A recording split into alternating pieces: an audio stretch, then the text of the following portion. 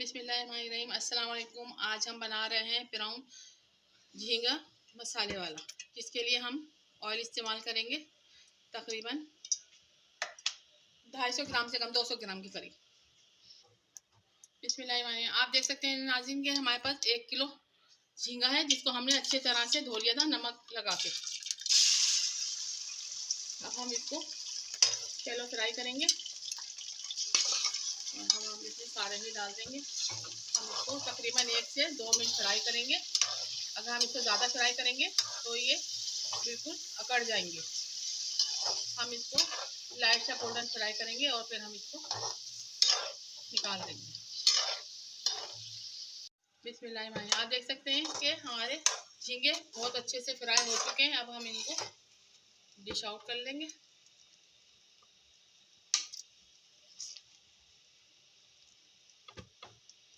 बिस्मिल्लाहिर्रहमानिर्रहीम। आप देख सकते हैं कि हमने 3 साबुत प्याज ली थी दरमियाने साइज की, जिसको हमने बारीक काट लिया था। इसको हम ऑयल में शामिल करेंगे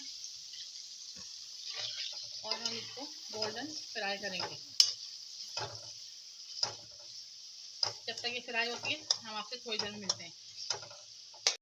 आप देख सकते हैं कि हमारी प्याज तकरीबन गोल्डन हो चुकी है। अब हम इसमें 2 खाने के चम्मच जो है लहसुन अदरक का पेस्ट शामिल करेंगे और इसको हम थोड़ी देर भूनेंगे तकरीबन 1 मिनट। फिर हम इसमें दूसरे मसाले शामिल करेंगे। आप देख सकते हैं कि हमारी प्याज गोल्डन हो चुकी है और लहसुन अदरक की महक भी ख़त्म हो चुकी है। अब हम इसमें ये टमाटर हमने 4 अदरक लिए थे दरमियाने साइज़ के, वो शामिल कर दिए इसमें। इसको हम मिक्स करेंगे।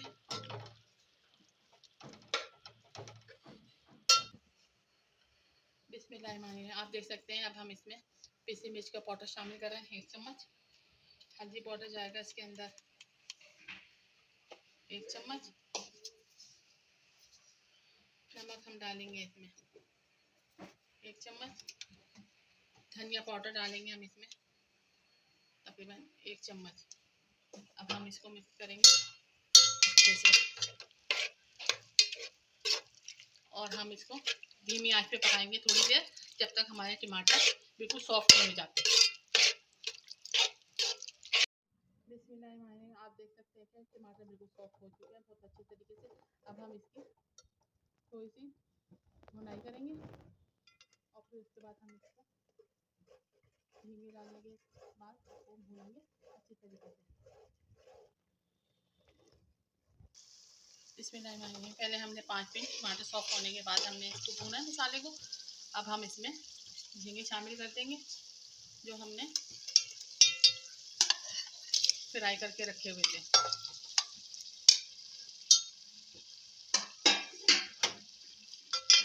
अब हम इसको तकरीबन 5 मिनट झींगों के साथ भुनेंगे अच्छे से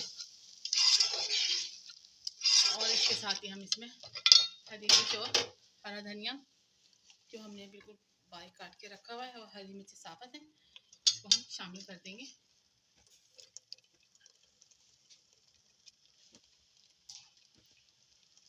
थोड़ी सी अदरक जो हमने कतर के रखी थी वो भी इसमें जाएगी।